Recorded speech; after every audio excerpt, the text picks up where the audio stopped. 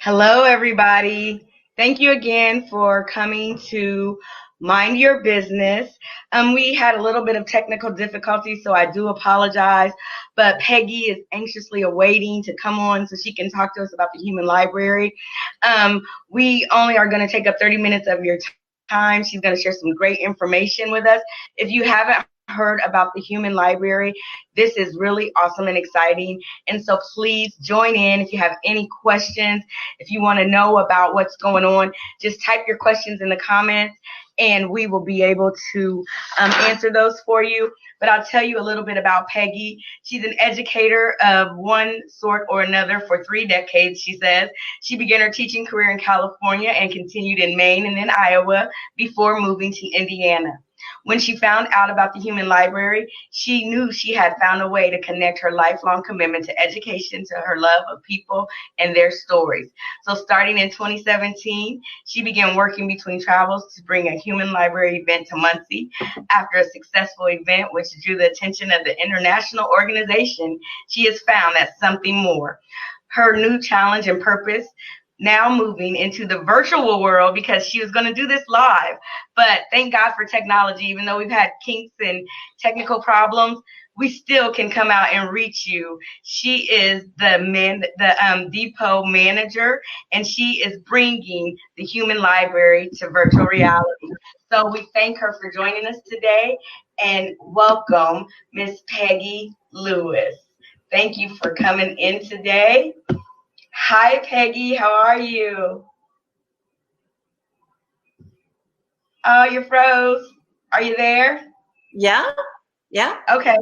Your Yeah. screen is froze, but let's see. There you go. Okay. All right. How are you? How are you this afternoon, evening now? Evening. It's cooling down, so I'm much happier. Yes. I know, right? And again, I apologize. I know that Facebook said something about they had something that was going on and it wasn't streaming correctly. And earlier when I did it, it was kind of giving me a feedback, but I don't hear that feedback now. So at least we can hear each other really well. And I'm so excited because I get to be a part of this. And so I'm anxious to find out more about what you're doing and how this goes and why this is such a passion of yours. So without further ado, go ahead and tell us about who you are and why this is such a passion of yours. Sure. Well, I'll tell you a little bit about how I actually found out about it in the first place. Like I said, it was about 3 years ago. And a friend and I were driving down to Mississippi to do some volunteer work for a week. And when it wasn't my turn to drive, she said, "Oh, I've got this article I want you to read." And she had ripped it out of a magazine. And I just looked at her and I said, "We have to do this. We have got to bring this to people." I really believe that that our communities, we have so much divisiveness in our world right now. And most of it just comes from the lack of understanding one another, the lack of understanding who we really are. And when we find out who we are, we find out that there's so much more alike than there is different. And you have to bring people together to do that in order to get that connection made.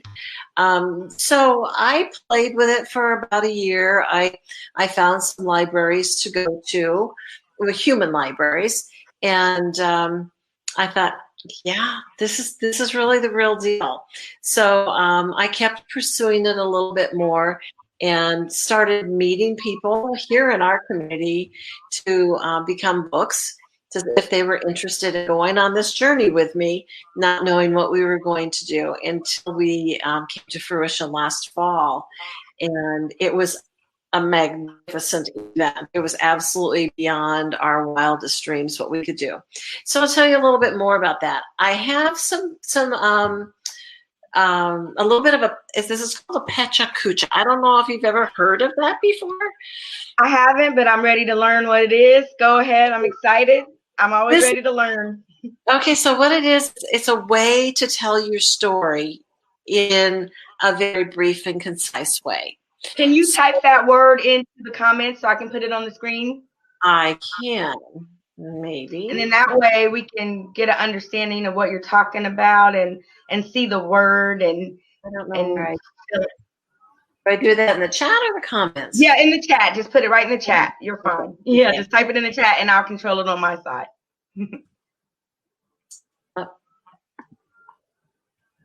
Yes, I can do two things at once. Okay. It's supposed to be 20 visuals in each getting 20 seconds. I actually have about 16 for you tonight. I did a little bit of rearranging and cut it down to 16, but still trying to load it. So if you can imagine a narrative of 20 seconds, you have to be concise. And so that's what I'm going to try to do. Shall I go ahead and share my screen? And yeah, go ahead and share your screen and do what you need to do. Okay. Let's see if I can. I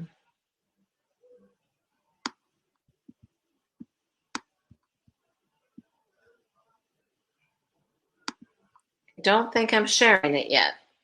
I don't see anything, and I can't do it from my side because I don't have what you're sharing. Oh, I have to go to. Oh, here we go. I was in the. There are 3 little choices, and I didn't make the right choice. I think so. Here it comes. It's taking it a moment. So while it's loading, I can tell you that I was asked to do this. Maybe this will work. No, it's not yet, huh? Okay, well, no worries. Keep trying, and we'll get it to go. Yeah. Let me see. So it came in here on this private. Let me. It's pretty large file, so it might take it a moment to. Yeah. I'll tell you in the meantime that what I made this for originally was, so you may have heard of at the Art Museum at Ball State, on the final Friday of every month, they have a topic, let's say, and they had asked me if I would present something at their final Friday in March. Well, we all know what happened then, and no, nothing was happening. It's not coming up. And well, I know that Facebook was having some technical difficulties with some streaming things, and so that might be one of them. And so I apologize if it doesn't come through because I really do want to see, and I want everybody to be able to see what you're talking about. It says that. Okay. It says that I can share my screen. Mm-hmm.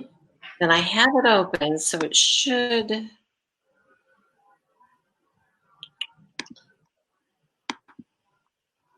Okay. Well, I can tell you about it without that. So. Okay, no worries. Well, we've got the word on the screen, so we can Google it. Google it, find out what it means, investigate it a little bit more, and just listen so you can learn. Yeah. I'm going to try one more thing here. And maybe. No, I know that's not going to work. I can tell that won't work. Okay, anyway, I can still tell you about the human library without that. So basically the whole idea on the Pechacucha was talk about how we have what boundaries that we set up around us. Knowingly or no unknowingly, we all have boundaries and borders and walls that we build. And it's not all bad. It's just kind of the nature of what we do in life in many ways. But the goal of the human library is really simple. It's to challenge stereotypes, and it's to build community, to bring people together, thereby ripping down those walls and actually being the glue that holds the community together or brings the community together.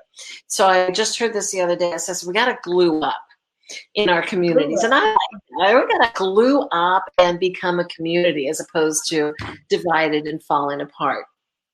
And we have all kinds of boundaries in our communities that we make, and some of them are for tradition, some of them are historical. It might be for neighborhoods, it might be for, and each neighborhood has its own identity, and over time they change, they evolve, but still it's a neighborhood identity. We encourage rivalry in our different areas through schools, through teams to towns to states. That's one that I've never even understood. It's like, okay, we're Hoosiers. Well, I'm not. I grew up in California. And, but like, does something really magical change when you cross the border? Or go to another town or go to another school or all of those things. So those are really all man-made things that we've created. And I think what they do is they form an us versus them mentality, which is really hurtful. I mean, I think that's really a dangerous thing when it's all us. And we hear that constantly in today's world. If you're not just like me, then you got to be not okay. And that's again, that's ripping us apart. So if we can challenge those borders, we can kind of build bridges between the different groups, then I think it allows us to be able to kind of peek around those walls and those borders and see what's on that other side and begin to learn, to develop an understanding of those thems, those people that we're not quite so sure of. They don't look like us, they don't sound like us, they don't dress like us, whatever that them. So a human library event, let me tell you a little bit about a human library, because I've thrown that word out there. We have books just like any library does, except for our books are humans. They're humans who have a story to tell. And we all have stories. We're all very complex people, and we have those stories to tell. But our books in particular have stereotypes and biases that they have known or lived with through their lives, that may continue or may have been something in the past. But there's bias, there's prejudice. I mean, we all know we have built-in bias and prejudice. I was talking to somebody today, and I'm sorry, if somebody tells me I'm not prejudiced and I don't have any bias, right there, I just stop. I go like, oh, well, you're perfect. Yeah, we don't. That's not the way the world works. We don't. We all do have those biases and prejudices. So anyway, at the Human Library, you actually have a chance to sit down with somebody in normal times. Now, in COVID times, we have a chance to virtually sit down with somebody and talk to them and read them if we want to say so, to hear their story. But it's more than a story, because the Human Library really depends on interaction and conversation. Because, Tanika, whatever you bring to sit down and talk to me, you have some preconceived ideas. I have some if I'm talking to you. And in order to get what I really want to know, we have to ask questions and we have to interact. So it's not a lecture. It's not somebody coming in and saying, okay, here's my memoir, and this is what my life was. But instead being an open book and giving you a synopsis kind of what the story is. And then the discussion goes from there.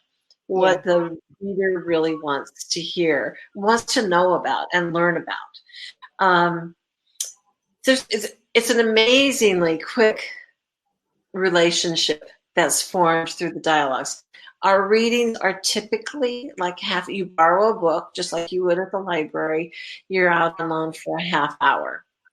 And that either sounds like a really long time or a really short time. I don't know. But I do know that when you're in the middle of one of those reads, the time is like that. It's so fast. It goes by so quickly. And you really do feel a relationship that's formed in that bond. I do want to say that in the virtual libraries, there's typically 2 or 3 readers together. Okay. It all depends. I mean, it depends on the size of the library and the number of the books, so many factors. But I find that to be very, very compelling too. I'll give you an example of a story. I recently, because it's virtual, I attended a library in Los Angeles virtually. And I had signed up just like you can do for ours coming up, and attended this library and was placed in a room with a book whose title was Jewish. And I, I thought, okay, I have lots of questions. And this young man, who wonderful representative of that group, he was telling his story. He wasn't talking about all Jewish people. It's his experience that he's sharing.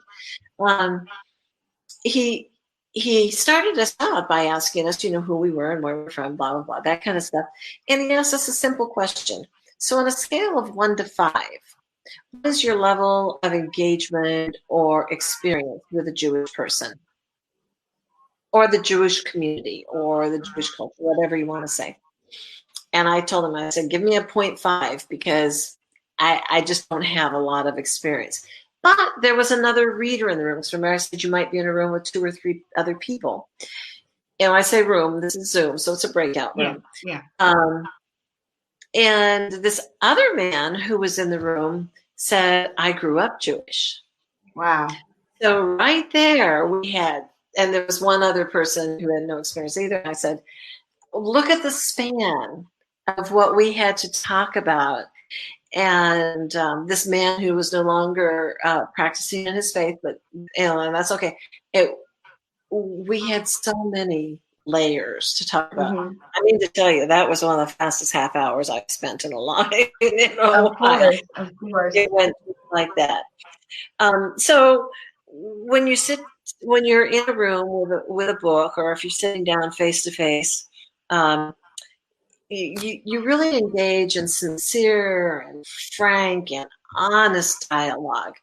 And those walls just kind of begin to dissolve. They just start going away because we start developing that understanding of another person. And it's such an impactful and intense experience. It has that impactfulness and intensity for readers and the books alike. Books will tell you that books who have had many experiences, because some of our books do this repeatedly, they are just, they know how important it is. They say there's never 2 readings that are alike, because it really depends upon who they're talking to and where the conversation, like I say, it's a dialogue, where that's going to go. But our books, I'm here to tell you, they are the most open and honest and brave people I have ever met. And I say over and over, I'm the luckiest person in the world who have found this is my passion. I'm truly blessed with that. So Human Library is a safe place because our readers are encouraged to ask questions. Any questions they may have never had an opportunity to ask before. And if you think about it, sometimes we are in a situation and maybe it's uncomfortable to ask the person who's close and near to us about their situation. But now I have someone I don't know with a similar experience who can help guide me. And then when I go back to that person I know and love, I have a different understanding. And maybe a better language too. Maybe now I know some appropriate terminology to use with one another. I think that's important too. I've at our library last fall, there was a mother a grandmother who was helping raise her biracial grandchildren. And she said, I don't know if I'm doing this right.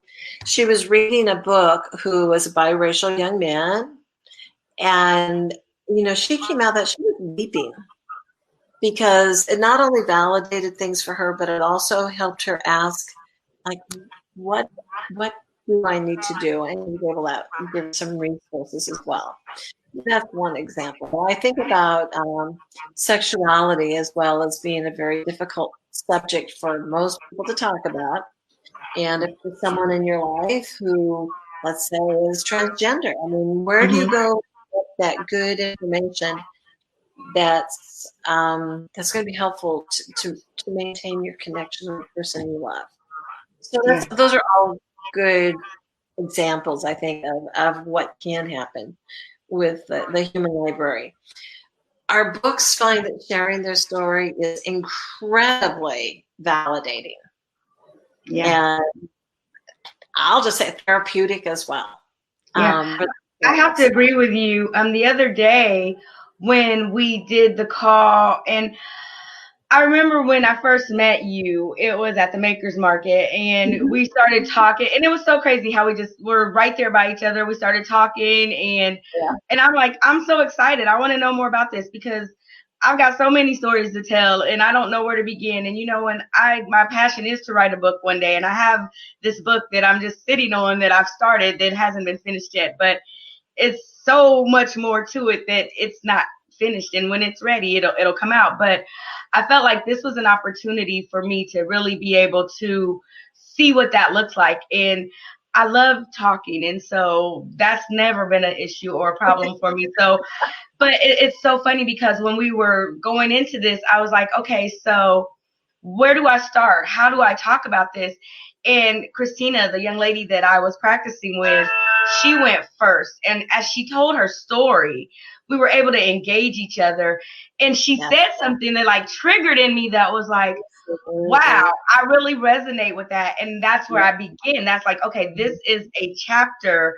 And it was talking about me and as a woman in the ministry. And she was talking about, herself in a male dominated society. And so I don't want to give too much away, but that just really, it really hit home for me. And it touched so deeply as far as, wow, and it just really brought out so much. And it was like, I didn't even really know, like, I don't have a story to tell. I mean, I can tell a story, but I don't know where to go with it or how to put it in perspective.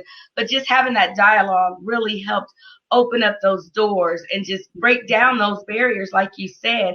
And we all come from different backgrounds. And I think that with social media, we have become disengaged. And with COVID, we've become unsociable. I mean, we're social distancing, and I'm a hugger, and I like to engage, and I like to talk to people and be one-on-one. And so I think that it is so great because I know this is your passion and you've been wanting to do this and come face to face, but you didn't let anything stop you. And that was, hey, we've got another alternative and we're moving forward with this thing. And I'm so honored that you reached out and still kept me in mind to let me do this. And so I wanted to be able to let you have a platform to come on and really put that out there, because there's a lot of people that don't understand what it is.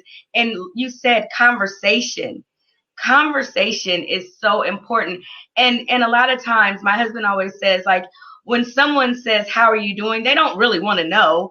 And so when you start telling them, oh, well, this happened or that happened or whatever, they're like, oh, okay, why did I ask? But in reality, that's what we need, because you don't really know someone until you engage with them. And again, with the stereotypes and with the biases, and you can look at someone and you can think a million different things, but until you really sit down and engage with that person and understand, because we don't understand why people operate the way that they do, why they have the emotions the way that they do. But when you start realizing, because you think, well, why is this person angry, or why are they so happy, and what's going on? But when you find out what's at the core of that person, it humanizes them. And I'll tell you a story real quick, if it's okay.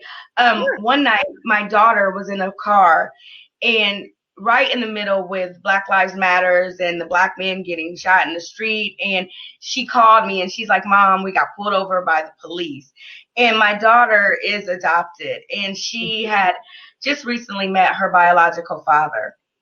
And this was one of the first times that they had been able to spend time together. And so he was bringing her back home, and they got pulled over. Well, they didn't know who he was. They didn't know who my daughter was. And so she calls me and I said, okay, baby girl, because I'm like, if anything ever happens, call me. And I said, well, right now, what I need you to do is just listen. I need you to put your phone face down, and I need you to keep it on. And I need you to just let me hear what's going on. And my husband always told me, because as a black man in society, he understands how things work and dealing with the police or whatever. And he said, if two police cars ever show up, there's a problem. And so I said to her, I said, how many cars are there? And she said, "There's two, Mom." And I said, "Okay, baby girl, we're on our way." Luckily, they weren't that far away from us. So right now, we are in the heat of this George Floyd thing going on. People are upset. It is like really, tempers are flaring, things are going on, and I'm thankful that I know how to pray.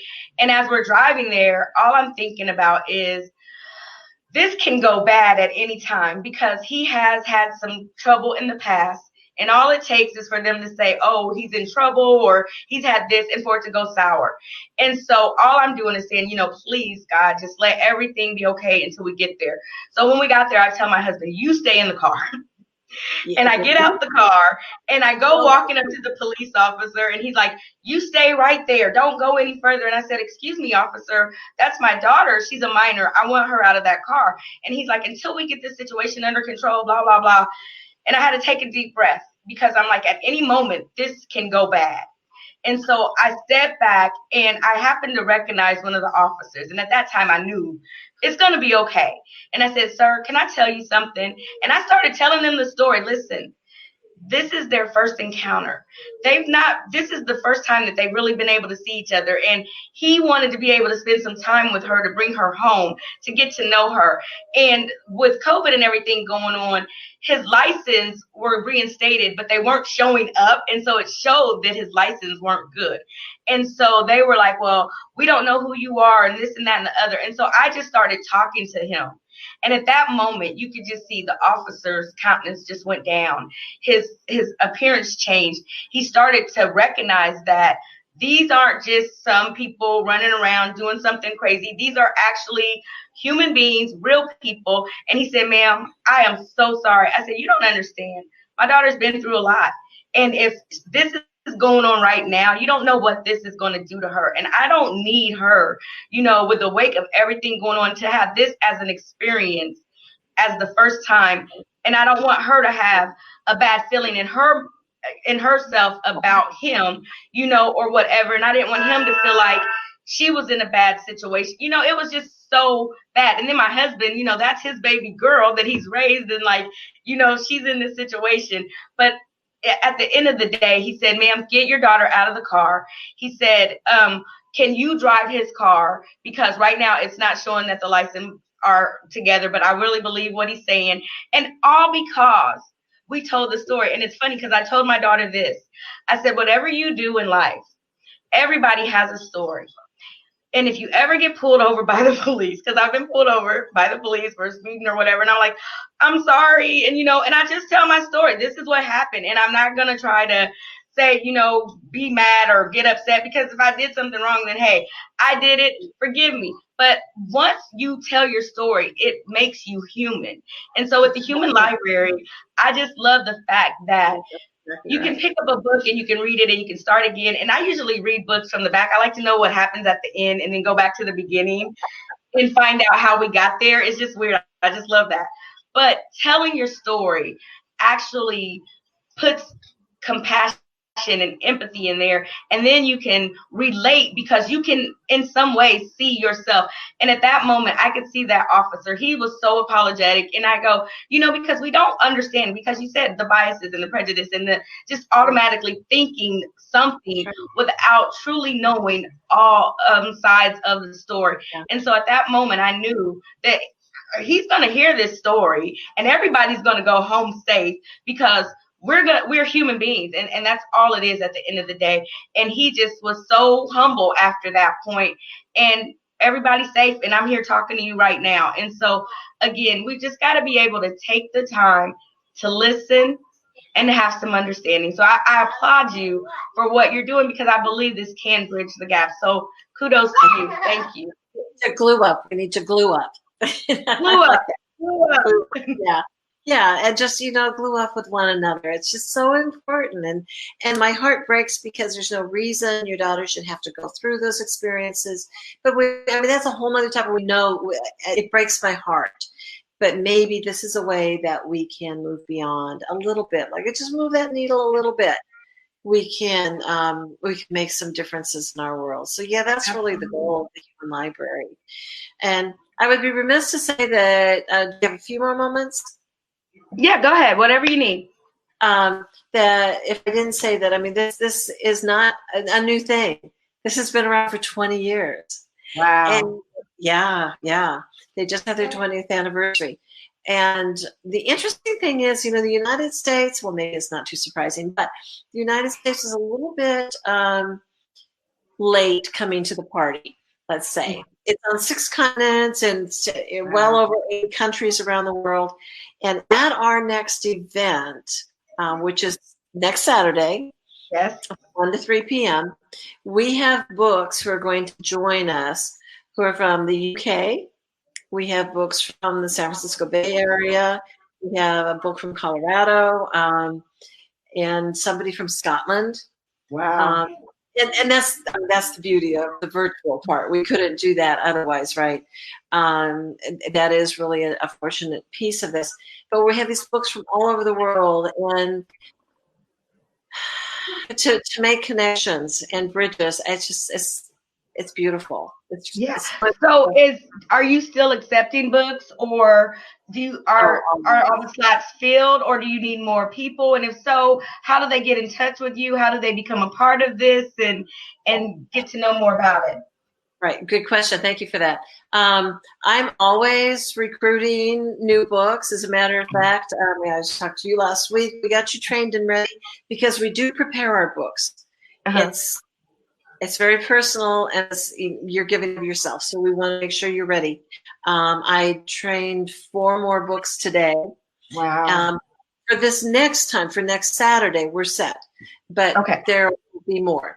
And I'm always interested in talking to new potential books. I think in our world right now, we need representation from everywhere so that we understand each other better. The best way to do it, I think, is to go on Facebook, and I'll put this in the chat so you can. Is to look on Facebook at the page, and there's a link there for the event for next week. If you just look at events, that shows up. The humanlibrary.org is the global site, and there's lots of information there. My information is on the communities and conversation piece, and people can get right a hold of me. They can message me right there, and I'll get back to them. And in better times and non-COVID times, I would have sat down with you and had a cup of coffee and talked our way through it and why you would want to be a book. And but in these times, we do it virtually, and that works too. We're still making connections. But again, that event next week is from 1 to 3. There's a link. You have to pre-register. It's free. You do have to register for it, and you'd read 2 books during that time, and they'd be from any of our pillars of prejudice. We have a really diverse group of books who are going to be sharing their stories on Saturday. Now, as far as pre-registering, is that at the humanlibrary.org where they would pre-register? The Human Library Communities and Conversation. You can find the community. Okay. Actually, it is at humanlibrary.org also has a link to it as well. Okay. And how far in advance do you have to pre-register? Just right before? Okay. By Friday. Yeah. By Friday. Okay. So pre-register by Friday, Human Library Communities and Conversation, or humanlibrary.org. You don't want to miss this. This is a great opportunity to get to learn something from someone new, from out of your comfort zone. And that's sometimes what we have to do is we have to get uncomfortable to become more comfortable. And so I thank you so much for bringing this to the forefront. I thank you for coming on and sharing this with us today. Whatever we can do in our communities to bridge the gap, to make the difference, to make more peace. Because I've always heard, if you're not part of the solution, then you're part of the problem. Right. And so let's be the solution. Let's be the books. No matter if it's in your human library, let's glue up. Let's glue up. let's come together and let's tell our stories so that we can connect to one another. So Peggy, I love you. I love your spirit. I love what you're doing. And I'm so thankful that you were able to find your passion. Thank God for that trip. And thank God for you getting to read and loving to read, because, you know, it's so important. Reading, and it's so funny because my 6-year-old, I always tell her, reading is fundamental. You love to have fun. There's fun in reading. Let's get to reading, you know. And she had such a hard time last year. And so we kept her back. And I'm so thankful. You know, it was one of those things that I struggled with.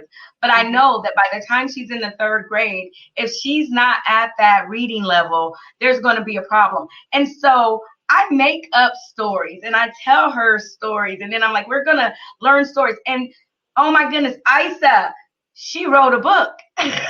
She wrote a book and she glued it together, and she's got pages. It's called the Upside Down book. And it starts out with, she went to bed and everything was upside down, and her friends and everything. But when she woke up, everything was right side up. And she's 6 years old. And this is from a year. From last year, this is a totally different kid. Where's your book? You know, your book is in the kitchen. And she's so excited. She's like, Mommy. And, you know, and so just that little bit of letting her know that she can put a book together herself. Now she's excited about it. And she loves to tell stories and she loves to engage. And so if we start them at an early age, I think that helps remove stereotypes and biases, because a lot of things are learned behaviors. And if we learn the right way to do things and we learn to love without borders, you know, and to embrace what is different than us, then we will accept it. And so I thank you. Is there anything else that you would like to add tonight before we go? I just encourage people to take a look at that, either humanlibrary.org or the Human Library Communities and Conversation, and register and join us next Saturday from 1 to 3. It will be worth your time. I guarantee it. All right. Okay. Thank you. Well, here's her book. Here's some of it. Oh, I love it. Now there's her house and her and her friend playing, and you know, her and her friend there. So she put that together, and I'm just so proud of her. So thank you. Do me a favor, hang tight for just a second, and I'm going to close out, and then I'm going to get back with you. Thank you, everybody, for being patient and joining in with us tonight. It is so important that we start to learn other things outside of ourselves. Everything that makes us different is what makes us the same. And that's by coming together and learning how to understand one another. And that's what it's all about. Do something different. Learn something different. Take a chance to engage with someone that you might not otherwise engage in. And you might not only just learn something about someone else, but you might learn it about yourself. So in this world and everything that we're going through, again, anxiety, depression, heartache, pain, brokenness, let's come together. Let's tell our stories. Let's have an understanding. If you need help, there's help out there. There's people you can turn to, and people that are going through things that might be able to relate and help you. So remember, don't ever give up. Hold on. There's hope in the world. And no matter what, always remember, you were created for a purpose. Until next time, we've got some really great guests that's coming up. Next week, we won't be on because I've got to be away for a conference. But after that, we're going to come back, and we've got some really great people. We've got a few people that are going to be campaigning. They're going to be talking about what's going on. So we've got Ari Hurwitz, and we've got Sue Arrington and Janine Lake that is going to be on the show. And then we've got a young lady named Deanna Ivy that's going to be on the show. We've got one of the first people that I ever mentored and coached. Her name is Jessica Ballard. I haven't talked to her in 5 years, and she just wrote a book that is going to be published. So how awesome is that? Another young lady that I spoke with today that's excited to come and tell her story. So this platform that I've created here is going to help open the door for people to come in and do just that, tell their stories, to engage where they otherwise wouldn't be able to. So if you have a story that you like to tell, reach out to Peggy so you can be a human book. Or if you have a passion or a business or any talent or things that excite you, come and holler at me. Tell me what you want to say, and I will give you an hour to express yourself. Until next time, be blessed. And always remember purpose. Have a blessed evening. Thank you.